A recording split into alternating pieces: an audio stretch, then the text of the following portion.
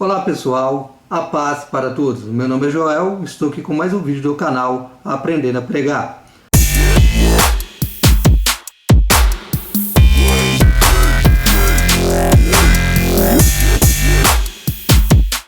Nós vamos falar sobre a discussão, o que é discussão dentro, do sermão elaborado. Ou seja, nós já falamos aí sobre como você pode construir um sermão, como você pode fazer as divisões, como você pode dar um tema, como você pode fazer um sermão textual, um sermão expositivo. E agora nós estamos entrando dentro do assunto discussão.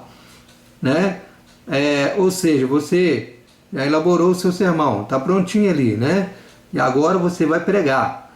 É o momento de você discutir ou você discursar sobre este sermão, certo? Então eu quero definir aqui a respeito de discussão, o que é discussão, ok?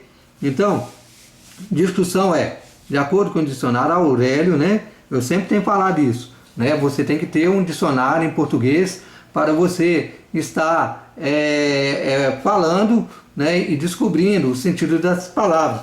Mesmo que seja em português, é importante você saber o que significa a palavra discussão, Você tem que definir o que é essa palavra, Às vezes eu pergunto discussão, mas tem que saber o que ela significa, Qual que é a etimologia dessa palavra. Então, eu quero aqui, de acordo com o dicionário Aurélio, trazer aqui para você a definição da palavra discussão, Na realidade, discussão ela está relacionada também com a palavra discutir e com a palavra discurso e com a palavra também discursar, ok? Ou seja, nós temos aí quatro termos da palavra discussão, que é relacionada uma à outra, Então, de acordo com o dicionário Aurélio, discussão significa ação de discutir, alteração, disputa. Agora vamos falar sobre discutir. Definir o que é discutir. Discutir é debater sobre algo, sobre uma questão, sobre um problema, sobre um assunto. É examinar, questionar e defender ou impugnar sobre alguma ideia ou assunto. Ok? Então isso é discutir. Então é a mesma coisa que você debater sobre algo, Quando duas pessoas estão discutindo, uma está falando, a outra está falando, está debatendo, ali está havendo uma discussão a respeito de algo, ou sobre um assunto, ou sobre uma ideia, Sempre nós estamos discutindo, Discutir, às vezes, não quer dizer que está brigando também não, Às vezes a pessoa acha que você está discutindo. Não, está discutindo não, está conversando, está debatendo sobre algum assunto que é importante a pessoa saber sobre isso, ok? Então, discurso, Vamos definir o que é discurso. Discurso é uma peça oratória proferida em público sobre um certo assunto ou sobre um tema. Então, discurso é isso aí, é uma oração proferida, E discursar, o que é discursar então? É fazer um discurso, é discorrer, é falar sobre algo, sobre uma ideia ou sobre um assunto. Então, vamos levar esse sermão para o público, para as pessoas. Então ali você vai discutir o que você construiu ali com muito esforço, procurando o que? O sentido das palavras, procurando ali construir a sua ideia sobre o que você quer falar. Então é muito importante você aprender a respeito disso, você desenvolver a ideia do que você quer falar. Agora então, podemos definir o que é discussão, Já sabemos aí o que é discussão. Então, a discussão, como que nós vamos desenvolver ela dentro do assunto homilética, A discussão é um desdobramento das ideias contidas das divisões, ok? Ou seja, você vai pegar cada assunto e vai desdobrar ele. Ou seja, está tudo dobradinho ali, agora você vai desdobrar e você vai trazer aquele assunto para que você possa ali expor o que está dentro de cada assunto, dentro de cada tópico que você vai estar falando, ok? Está entendendo? Então é mais ou menos isso aí. A essa altura, o pregador precisou usar todo o conhecimento e gênio inventivo ao seu dispor. Ou seja, você já tem condição de chegar no público e de falar ali as suas ideias. Então o que você vai ter que fazer? É hora de você ampliar, expandir o esboço a fim de que a mensagem seja passada. Ok? Você já tem a ideia pronta, você já tem tudo prontinho ali, está tudo esboçado, você pesquisou, você estudou, você foi atrás, você batalhou e agora você tem um sermão prontinho para pregar. Beleza? Graças a Deus, né?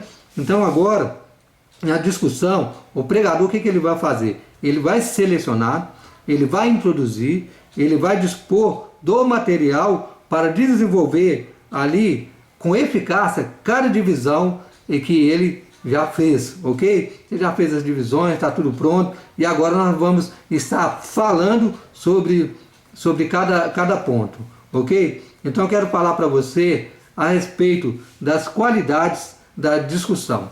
Primeiro, a qualidade da discussão, ela tem que ter unidade. Segundo, ela tem que ter proposição.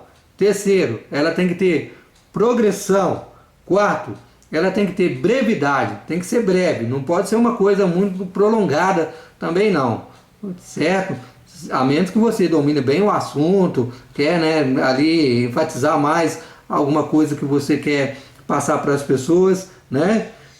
Quinto, tem que ter clareza, né? Ou seja, na hora que você for falar, tem que ser claro, tem que ser objetivo, você não pode ficar dando volta, ficar, eu não sei, irmão, eu esqueci. Isso fica feio, né? Deixa de ser ridículo. Isso fica feio. Você chegar na frente da igreja, chegar lá, não lembro do texto. Irmãos, eu não lembro do que eu ia falar. Deus me deu uma palavra aqui na última hora. Isso prova que você é despreparado. Então, você tem que ter clareza no que você vai falar. Eu vejo muitos pregadores indo para o altar, chega lá e fala assim, eu nem sabia o que queria falar, aí Deus me deu uma palavra na última hora aqui, e chega lá com um assunto que nada a ver, um assunto que não tem efeito nenhum, né? Não tem clareza, a pessoa, né, mostra para o público, mostra para as outras pessoas que ele é desqualificado, que ele não está estudando o que ele está fazendo, né? A pessoa não precisa falar isso, você não precisa chegar lá na frente da igreja e falar, irmão, eu não estudei, né? Eu não sabia o que eu ia falar, fiquei orando, até para Deus me falar o que eu ia falar. Isso significa que você não é estudante da palavra de Deus, você é um pastor, um pregador desqualificado.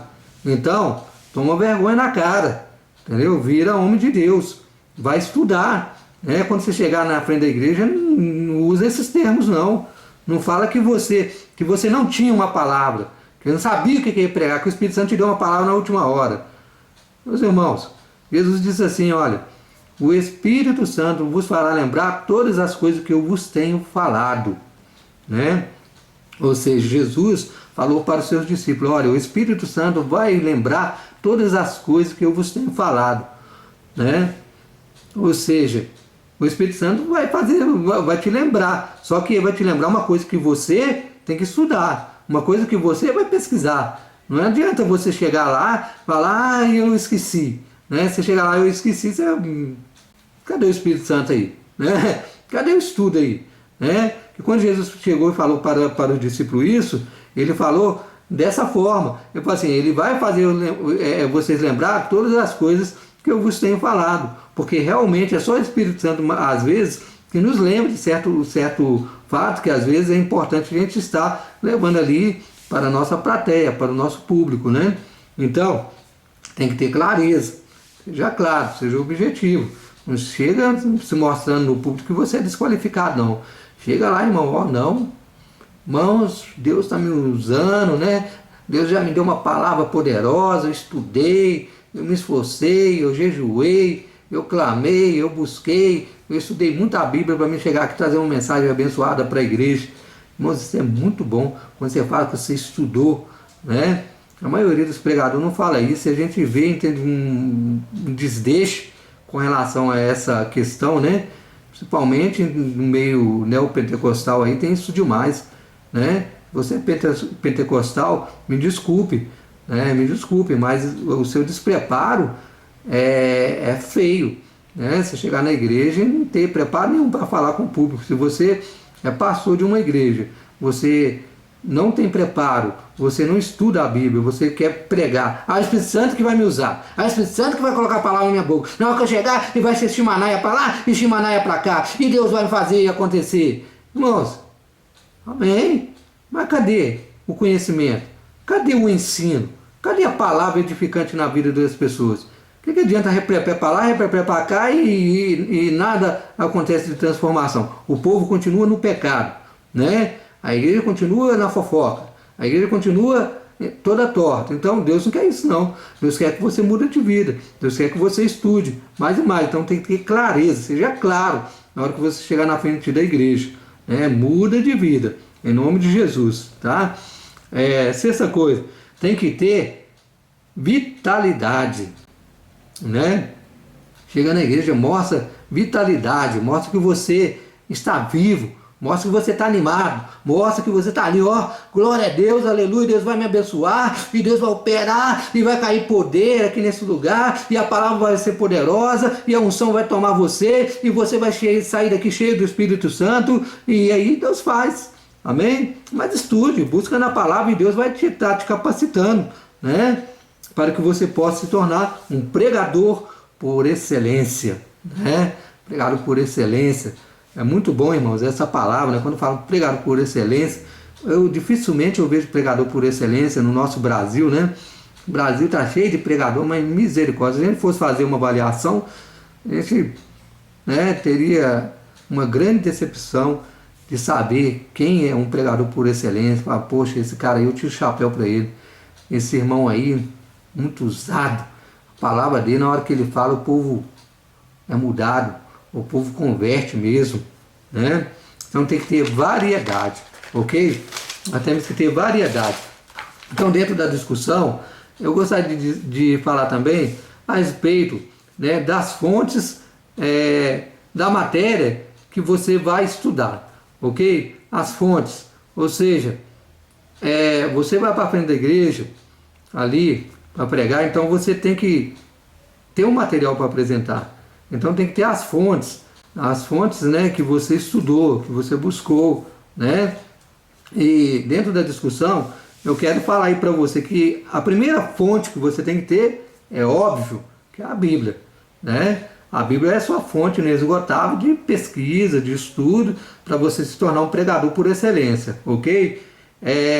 Depois, né, outras fontes literárias, ou seja, outros tipos de livros que você pode estar estudando, livros teológicos, livros de psicologia, né, livro de sociologia, né, livro de devocionais, né? Então, você tem que ser um pregador desprendido, né, da religiosidade, né? Você tem que ter a sua mente aberta para você entender que você tem que ler jornal, você tem que estar por dentro das notícias, você tem que saber o que está acontecendo na política do Brasil. Okay? A terceira coisa é a experiência.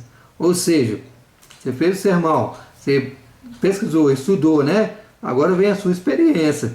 Você vai chegar lá, você vai fazer, vai acontecer e Deus vai te usar. Então a experiência, o que conta no seu aprendizado, desde que você veio para Jesus, aceitou Jesus, aí vai contar o seu aprendizado. O que conta? O que você aprendeu? Você converteu? Você está caminhando com Jesus, né? A sua vida com Cristo. Isso tudo é muito importante para você levar uma boa palavra, de acordo com a discussão, ok? Você pode contar uma experiência sua. Falar, olha, eu tive uma experiência assim, assado, né? Uma das melhores ilustrações a respeito de um sermão é a sua experiência própria. Você pode usar algum assunto da sua vida pessoal para ilustrar ali alguma mensagem que você vai pregar, ok? Mas ainda eu quero falar para você também a respeito da cosmovisão, né? O que é a cosmovisão? É como você vê o mundo, né? A sua cosmovisão do mundo. Como você vê as pessoas, né? A gente vê muitos crentes aí achando que todo mundo tem que andar de acordo com o que ele fala. Tem pregadores que chegam lá na frente da igreja ali e eles acham que todo mundo tem que subir para o monte, né? Todo mundo tem que orar e jejuar todo dia que nem ele faz, entendeu? E não é assim, entendeu? Existe a caminhada, né? Você está começando agora, você pega leve com o irmãozinho que está começando agora, né? Vai devagar aí, com uma visão do mundo, como que você vê as pessoas, né? No seu vizinho, né? No seu trabalho, como que você é. Irmãos, tem pessoa que converte e até no trabalho ele fica chato, que ninguém aguenta ele, né? Com uma pessoa, entende, insuportável, né? Seja uma pessoa agradável, esquece a religiosidade, você converteu, Jesus está te abençoando, amém, né? Seja inteligente, né? Quando você chegar no seu trabalho, para você falar alguma coisa, contar alguma experiência, seja inteligente, não seja aquela pessoa chata, perturbadora não, né? Que tudo para você é o diabo, tudo é a carne, tudo é o pecado, né? Então você está ali só para condenar todo mundo, condena, paulada em todo mundo, entendeu? Como se a pessoa fosse crente. Você tem que entender que quem converteu, quem está na igreja é você. Você é um obreiro, você está na igreja, você está lá no altar, você vai levar a palavra de Deus, tem que ter sabedoria, até com essas pessoas que vai visitar a sua igreja. Para quê? Para que as pessoas possam voltar na sua igreja, né? Senão, entendeu? A pessoa vai lá só uma vez. Eu mesmo já fui na igreja só uma vez, nunca mais eu voltei. Nunca mais eu voltei, mas não coloco o pé naquela igreja, nunca mais. Você está doido? Mas Deus me livre, não dá não, hein? Né? Você chega na igreja lá, entende uma confusão, um desarranjo danado, umas irmãs que não sabem cantar, uns irmãos que não sabem tocar, e aquela barulheira, chega aquelas pessoas tocando, quase começando o culto, a pessoa está lá ensaiando. Não, horário de ensaiar é outro dia. Não ensaia na hora de culto, não, hein?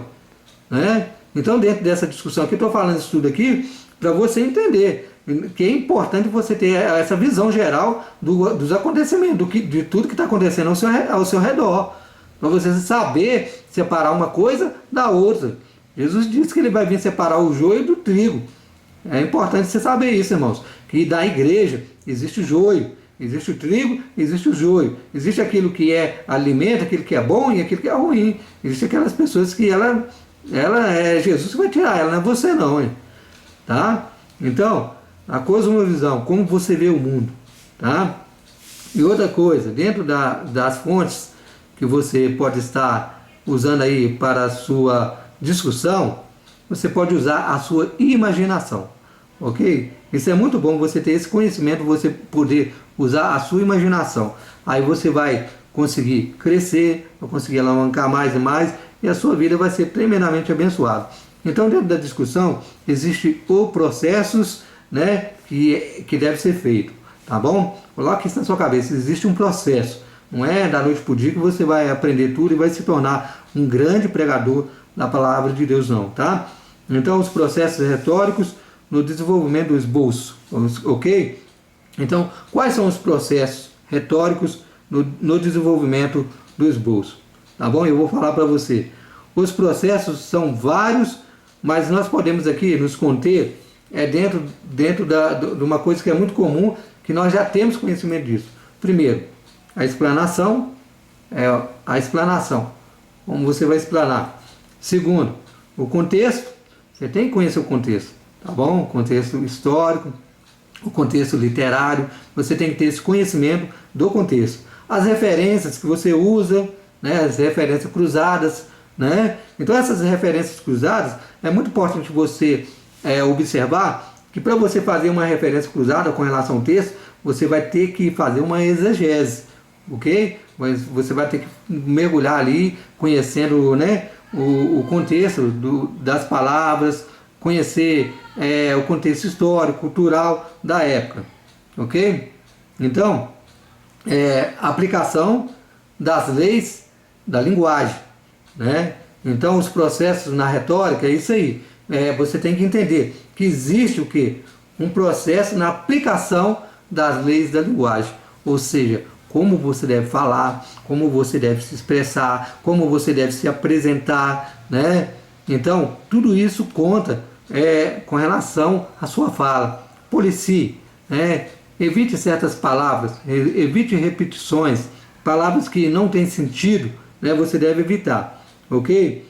E outra coisa, aqui, quinta aqui, fundo histórico e cultural, né? Ou seja, sua palavra, o seu sermão, na hora que você for falar, ele tem que ter um fundo histórico e cultural, né? Você tem que conhecer a cultura, você tem que conhecer o assunto e conhecer o contexto que você está falando para você trazer ali um fundo histórico. Usar aquele fundo histórico como um pano de fundo para que você possa transferir a mensagem que você quer falar, ok?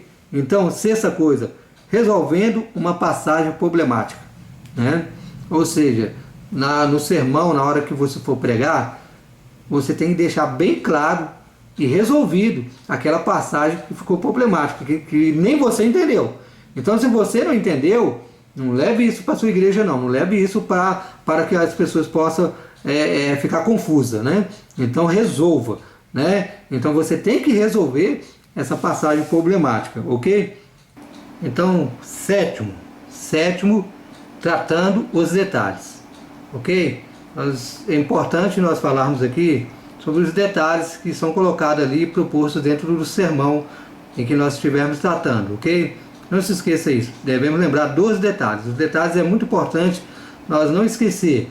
Lembrar que nós temos que enfatizar cada detalhe que nós falarmos sobre cada passagem em que nós viermos ali e apresentar de acordo com o nosso sermão, ok? Não se esqueça dos detalhes, temos que frisar os detalhes, ok? Oitavo, a argumentação, ok?